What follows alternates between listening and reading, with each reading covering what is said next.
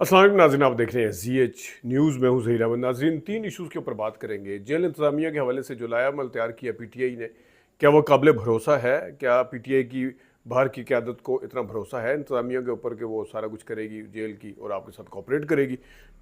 इस हवाले से बात करते हैं।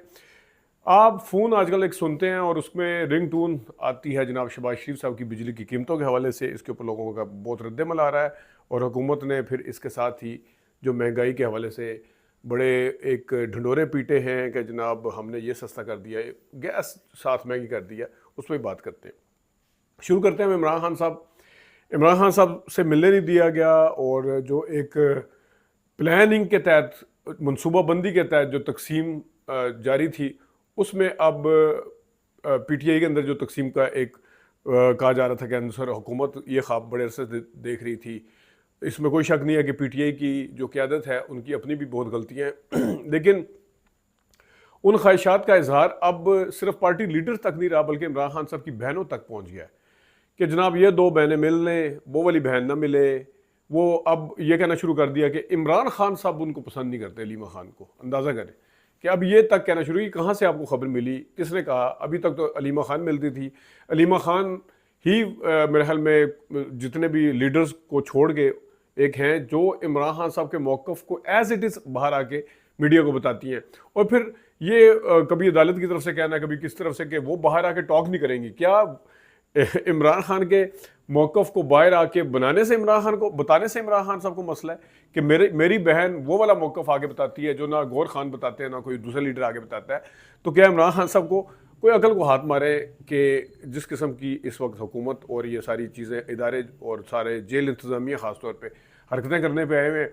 और जनाब हमने तो गिरफ़्तार नहीं किया, हमने तो मुलाकात से नहीं रोका।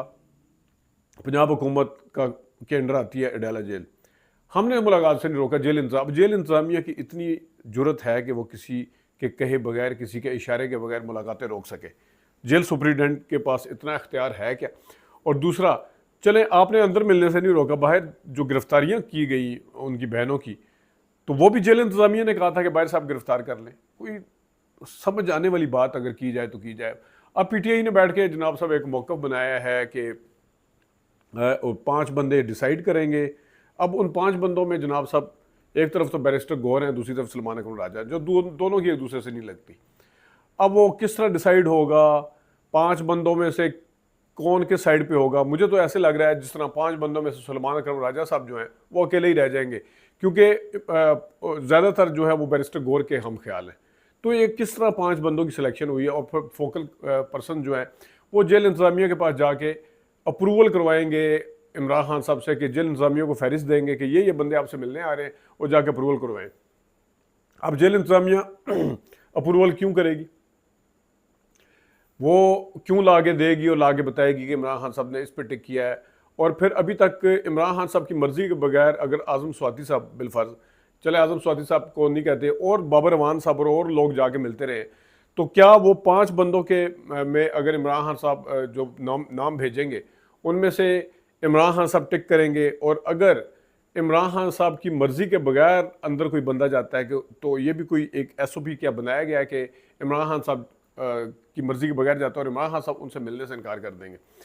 क्या इस किस्म का भी कोई है? और जेल इंतज़ामिया के ऊपर इतना रिलाई करना, अभी तक तो सारा इल्ज़ाम आप एक तरफ जेल इंतज़ामिया पे लगा रहे हैं, दूसरी तरफ इन्हिसार भी उन्हीं पे कर रहे हैं, डिपेंडेंट भी उन्हीं के ऊपर है कि जनाब ये करेगा, ये हमारे साथ तावन करेंगे, ये लेके जाएंगे। वो क्यों लेके जाएंगे?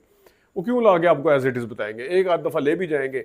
मंगल और जुमरात का ये जो मामला है फैमिली और वकला के मिलने के हवाले से, तो ये क्यों करेंगे? तो ये एक जिस तरीके से हुकूमत ने, जिस तरीके से इदारों ने इनको उलझाया है आपस की तकसीम में, मैंने अगेन कहता हूँ कि बाहर बैठे हुए लोग, उनको इमरान खान साहब से ज़्यादा आपस की अपनी फ़िक्र है कि मेरा जनाब कद बड़ा हो जाए, मैं मिल लूँ, मैं अंदर की बात बाहर आके बता दूँ, या मैं किसी तरीके से अपना बाहर अंदर की बात बाहर आके एज इट इज़ बताऊँ या ना बताऊँ, लेकिन कम से कम इमरान खान साहब की नज़र में जाके मिल लाऊँ, पार्टी के ऊपर आगे रोब दबदबा डाल दूँ। इसके अलावा कोई इससे ज़्यादा इंटरेस्ट नज़र नहीं आता है। तो ये इसके ऊपर, और दूसरा मौलाना फजल रहमान साहब को के जो खदशात हैं, अभी आप मुज़ाकरात के हवाले से जो बात कर रहे हैं, उनके खदशात को भी दूर करना ज़रूरी है। अगरचे मौलाना फजल रहमान साहब की अपनी सियासत है, उसके ऊपर पीटीआई को मुकम्मल भरोसा भी नहीं करना चाहिए, लेकिन एक तरफ आप अपोजिशन के साथ एहतजाज की मिल के बातें करें और दूसरी तरफ जनाब साहब ये करें कि जनाब साहब कभी आज़म स्वाति साहब का बयान आ रहा है, कभी किसी का आ रहा है, तो ये मेरे ख्याल में इस हवाले से इनको एक ठोस लायामल जो है वो सामने लेके आना पड़ेगा अगर वो चाहते हैं कि अपोजिशन की जितनी भी जमातें हैं वो उनके साथ ताउन करें।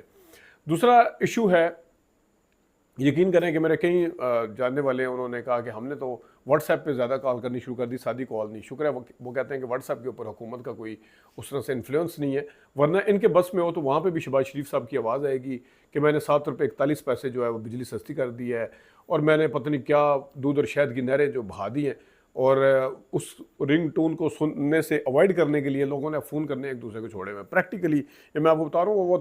और फिर जिस तरह औरंगज़ेब साहब ने कहा, फाइनेंस मिनिस्टर ने, कि हमने चीज़ें सस्ती की, हमने महंगाई कम की है, लेकिन उसका असर जो है वो आवाम के ऊपर नहीं पड़ा। ये वो इतराफ़ है जो हुकूमत को और वज़ीर-ए-आज़म को भी समझना चाहिए कि जनाब असल हकीकत ये है। अब आप मंडी में फिर रहे हैं, आप सब्ज़ी लेने गए हुए हैं, आप बिल जमा करवाने गए हैं, आप ग्रॉसरी करने गए हैं, आप जब किसी को फ़ोन करेंगे और फ़ोन के ऊपर रिंग टोन आपको शहबाज शरीफ की सुनाई देगी कि 7 रुपये 41 पैसे बिजली, वो इतनी लंबी लंबी आपको तोलेगा क्योंकि उसके ग्रॉसरी के पैसे निकल रहे हैं, उसकी बिजली और गैस। अभी वो बिजली के हवाले से आप ये शादियाने बजा रहे हैं, बड़े आपस में जनाब सेलिब्रेट कर रहे हैं कि हमने बिजली सस्ती कर दी है।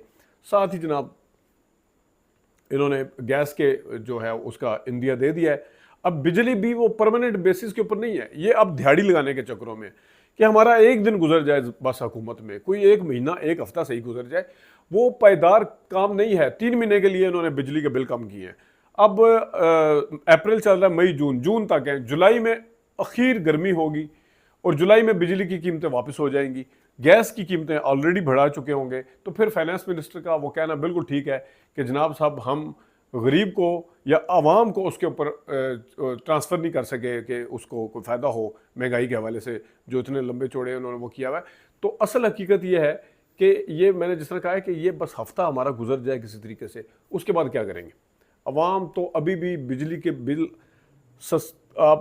कम होने के बावजूद भी मानने को तैयार नहीं है कि महंगाई हुई है, महंगाई कम हुई है। वो बाज़ार में जब जाते हैं तो उन्हें एक एक चीज़ जब महंगी मिलती है तो वो हुकूमत के किसी बयानिए को मानने के लिए तैयार नहीं है। तो सोचें, जिस वक्त पीक गर्मी शुरू हो जाएगी जुलाई में, अभी जून जुलाई में, जून के बाद जुलाई का बिल जब आएगा, 3 महीने का ये रिलीफ है, उसके बाद जब ये बिल आएगा तो फिर उस टाइम क्या होगा।